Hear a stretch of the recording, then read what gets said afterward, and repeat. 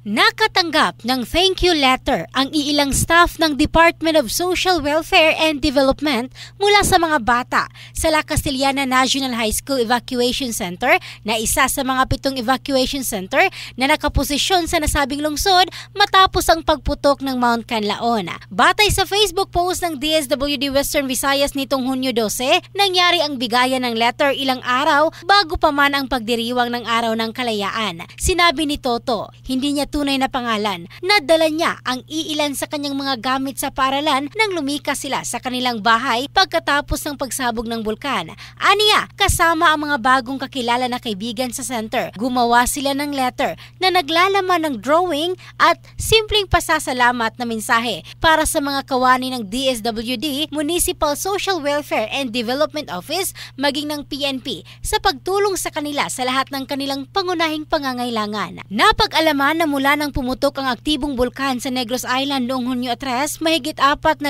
individual na ang inilikas sa Central Negros Town at ang mga social worker ng DSWD ay nanguna sa pagpa-facilitate ng proper camp management at pagbibigay ng psychosocial intervention sa mga apektadong matatanda maging ng mga bata. In the heart of changing lives, ito si Michelle Craste ng Brigada News Philippines, the Music and News Authority.